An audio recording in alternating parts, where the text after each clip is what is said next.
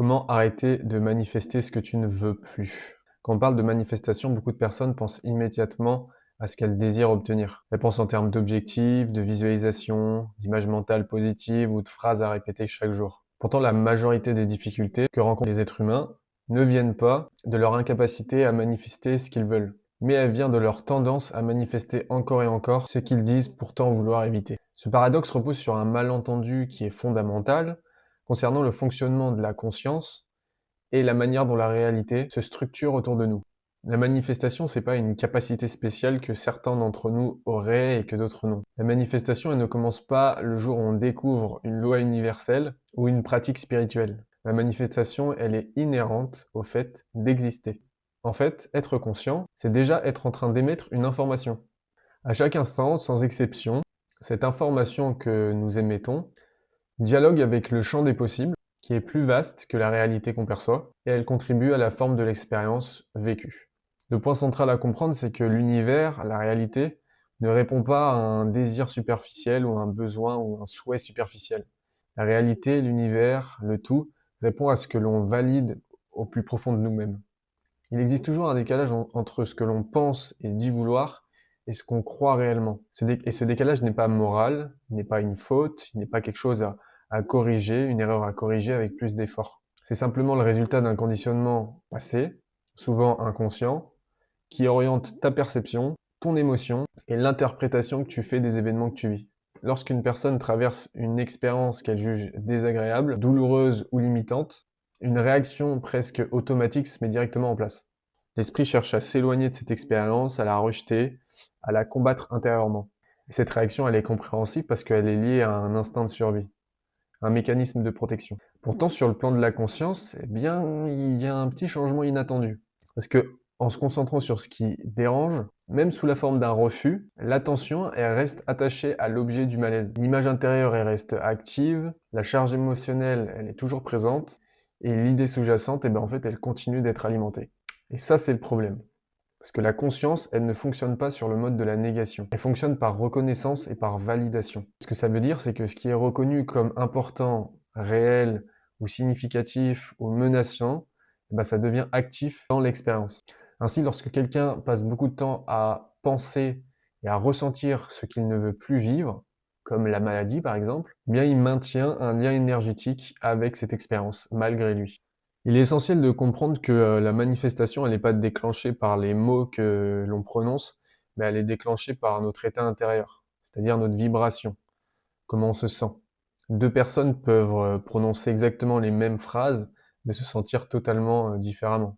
Simplement parce que la même phrase ne s'enracine pas dans la même conviction, forme un tout cohérent qui parle bien plus fort que les intentions verbales. Et très souvent, ce qui maintient une expérience indésirable dans la durée n'est pas l'événement lui-même, mais c'est l'identité que l'on construit autour de cet événement. Lorsqu'une situation elle se répète, l'esprit humain en fait il a tendance à tirer des conclusions globales, des conclusions hâtives, et il se définit à travers ce qu'il vit. Et il dit plus seulement il m'arrive ceci, mais il dit je suis comme ça ou ma vie fonctionne de cette manière. Et à ce moment précis, bah, c'est plus une pensée que tu as à l'esprit, mais c'est clairement une identité que tu incarnes. Ce que l'on croit être, on le stabilise, et ce que l'on stabilise, eh bien on le prolonge. Donc en gros, tu continues de vivre ce que tu continues de croire. Et c'est ici que j'ai envie de dire que se situe un basculement, un changement, une transformation fondamentale. C'est que tant que on cherche à transformer sa réalité en luttant contre ce qu'on ressent, ou en se forçant à adopter un état artificiel, bah, la tension intérieure, elle persiste. Moi, il m'a fallu pas mal de temps avant de comprendre que les émotions de tristesse et de peur que je ressentais, eh bien, j'avais besoin de les voir et de les exprimer, et d'arrêter de les bloquer. Parce que c'est ça qui me rendait malade, justement. Et c'est cette résistance, ce blocage, cet évitement des émotions que tu ressens qui crée le blocage, qui crée la tension et qui amène à une destruction de ton corps. Parce que tout est énergie et l'énergie a besoin de couler de manière fluide. Et si tu bloques cette énergie, c'est pour ça qu'on dit que les émotions ne doivent pas être retenues à l'intérieur de soi, parce que sinon tu accumules de l'énergie et le résultat qui en découle, peut être, des maladies et cetera et cetera. Tout ce que tu ressens, que ce soit en sentiment ou en émotion, a besoin d'être exprimé et ensuite, bien sûr, tu apprends à exprimer ça, si c'est ton désir, d'une manière qui, te convient bien et donc la véritable transformation, elle ne commence pas par un combat contre soi du coup, j'espère que tu l'as compris, mais elle commence en fait par accepter ce qui se passe en toi et ce qui se passe à l'extérieur. C'est l'une des bases de la transformation, c'est l'acceptation. Et quand tu acceptes les choses, eh bien, bien sûr, parfois ça peut être désagréable. Une émotion de peur, c'est pas agréable. Une émotion de tristesse que tu as appris à refouler depuis des années, c'est pas agréable. Et surtout quand tu as des croyances qui sous-tendent ces émotions, eh bien c'est encore plus désagréable. Par exemple, moi, là en ce moment, je suis en formation de coach. J'ai remarqué que j'avais un besoin de sécurité et une émotion de tristesse qui était là depuis bien longtemps et que je n'exprimais pas. Du moins que j'exprimais de temps en temps, et pas à forte intensité, parce que je me sentais pas en sécurité, notamment parce que j'avais les croyances de si, en fait, quand j'avais, je pense, les croyances que quand je suis pleinement authentique, quand j'exprime pleinement qui je suis et que je montre totalement mes émotions, je peux me faire rejeter, je peux me faire agresser, on peut me faire du mal, je peux ne pas être aimé, etc., etc.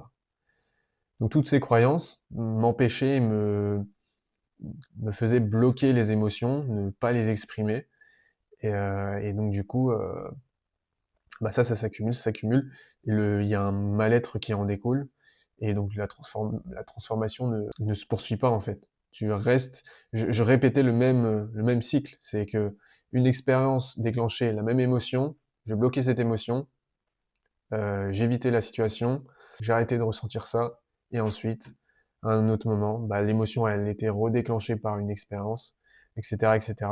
Et du coup, il ne se passait rien, je vivais tout le temps les mêmes émotions. Tout ça pour dire que grâce à ma décision et au climat de confiance qu'il y a dans la formation, j'ai de plus en plus exprimé mon besoin de sécurité et j'ai de plus en plus exprimé mon émotion de tristesse liée à ce besoin de sécurité et liée aux croyances. Et ce qui fait que plus j'exprime mon émotion de tristesse, plus mes croyances négatives qui me font du mal et qui bloquent mon énergie, qui bloquent les émotions que j'ai à l'intérieur de moi, eh bien, plus elles se dissoudent, plus elles se détruisent. Et bien sûr, c'est très désagréable quand je me mets à pleurer face à mon groupe et que j'ai mes pensées qui sont affichées en grand dans mon esprit de si t'es authentique, tu vas te faire rejeter, tu risques d'être jugé, tu peux te faire agresser, etc., etc. Et tu vois, moi, un truc dont je suis persuadé, c'est que cette émotion de tristesse qui est liée au fait que euh, mon besoin de sécurité, qui est un besoin vital, n'a pas été comblé quand j'étais jeune et quand j'en avais besoin, lié à mes expériences traumatiques. Mais grosso modo, ce que je voulais dire, c'est que ça dépend le moment et ça dépend le, le, ce qui se passe en toi, ça dépend ce qu'il y a autour de toi pendant que tu as cette émotion qui va déterminer ce qui va se passer après et la transformation de l'émotion. Quand je me sens en confiance en train de pleurer, je peux complètement pleurer en fait, même si ça reste très très dur, simplement parce que je me sens en sécurité. Et plus une personne me montre euh, que je peux avoir confiance en elle, que je suis en sécurité, qu'elle ne me jugera pas, etc., etc., plus je me sens en confiance du coup et en sécurité, et plus je me permets d'être authentique.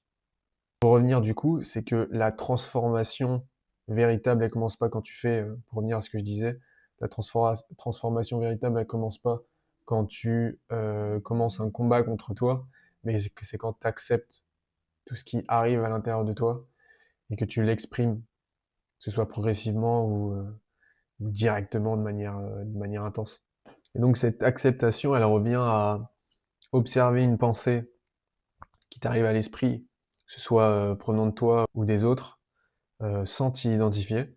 c'est ressentir une émotion, toujours pareil, sans t'y identifier, et traverser une situation sans la définir comme ce que tu es, eh bien ça ouvre à un nouveau monde, une nouvelle perspective. Et c'est dans cet espace où tu bloques plus l'énergie que le flux circule, et que la conscience, elle retrouve sa fluidité. Et à ce moment-là, la conscience, elle est plus enfermée dans une réaction automatique, mais elle devient disponible à une autre manière de percevoir, une autre manière de comprendre et d'agir. Et à partir de ce moment-là, la manifestation, elle change de nature. Elle repose plus sur un effort de contrôle, mais elle repose sur un réalignement progressif. Tu passes de 10, sur une échelle de 1 à 10, de 9 de peur, à 8, puis 7, puis 6, puis 5, etc., etc. Et c'est quand ton état intérieur, ton sentiment, il évolue, que tes choix, ils changent. Tu prends des nouvelles décisions, d'autres décisions. Parce que tes décisions, elles se prennent depuis un autre niveau de clarté, un autre sentiment, un autre état interne. Et il est bien connu en sciences comportementales, cognitives, que les comportements, ils s'ajustent naturellement à comment tu te sens, à tes émotions. Et ça sans forçage. Et à ce moment-là, ta réalité extérieure, qui est en permanence en interaction avec tes états intérieurs, eh bien, elle commence à refléter ton changement. Donc plus tu passes de la peur à la joie, la confiance, la clarté, plus tu émets ça dans l'univers, et plus l'univers va répondre à ça, en reflétant ce que tu ressens. Donc en gros, pour arrêter de manifester ce que tu ne souhaites plus, ça consiste pas à supprimer tes émotions, à supprimer tes pensées, à te discipliner à faire telles actions, tels comportements. Mais en fait, il s'agit plutôt de sortir de l'identification, d'arrêter de dire que t'es cette pensée, t'es cette émotion, t'es ce comportement, t'es ce sentiment. Tu reconnais les mécanismes automatiques qui font que tu as des pensées automatiques, des émotions automatiques et des comportements automatiques, et tu les observes sans jugement. Et t'arrêtes de leur donner une valeur absolue, parce qu'ils n'ont pas de valeur absolue. Ce sont simplement un conditionnement, des choses que tu as apprises à faire, et ce que tu as appris à faire, ça peut être désappris, et tu peux apprendre à vivre de manière différente. Et pour moi, la clé ultime, elle réside là, c'est le fait que la réalité, elle ne se transforme pas parce que l'on cherche à la changer, mais elle se transforme parce que on change comment on se sent. Et quand tu te concentres sur ce que tu désires, que tu poses ton attention dessus et que tu ressens l'état correspondant à ce que tu désires, ce que tu nourris plus de ton attention, de ton sentiment, de ton identification, eh bien ça meurt, ça se détruit. Et ça le fait de manière progressive. Et ensuite, ce qui est aligné avec ton état intérieur qui est d'ailleurs ta vibration unique. Quand tu nais, t'es pleinement confiant, t'es un preneur de risques, t'as un potentiel illimité, t'as des ressources et des talents vraiment insoupçonnés. Et c'est comme ça que tu arrives progressivement à arrêter de manifester ce que tu ne veux pas, et que tu retrouves ta liberté, et que tu crées ce que tu désires.